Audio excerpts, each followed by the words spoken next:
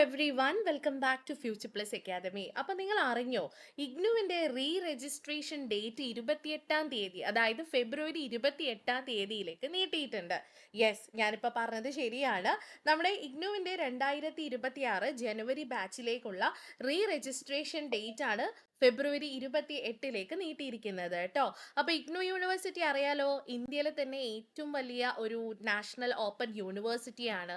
About 30 lakh students വിവിധ കോഴ്സുകളായിട്ട് complete ചെയ്ത് പോകുന്നുണ്ട്. ഇവിടെ കാണിക്കുന്ന പോലെ തന്നെ undergraduate, postgraduate, other doctorates പോലെയുള്ള PhD കോഴ്സുകളൊക്കെ PhD ഒക്കെ ചെയ്ത് അവരെല്ലാവരും പുറത്തിറങ്ങി അവരുടെ കരിയർ ബിൽഡ് ചെയ്യുന്നുണ്ട്. അപ്പോൾ ഇഗ്നു യൂണിവേഴ്സിറ്റിയുടെ ഭാഗമാകാൻ ഓരോ വർഷവും ഒരുപാട് വിദ്യാർത്ഥികൾ ശ്രമിക്കുന്നുണ്ട്. അപ്പോൾ അവരുടെ ഈ ഒരു രജിസ്ട്രേഷൻ റിലേറ്റഡ് ആയിട്ടുള്ള നോട്ടിഫിക്കേഷൻ അവരെ സംബന്ധിച്ചിടത്തോളം വളരെ ഇമ്പോർട്ടൻ്റ് ആണ്.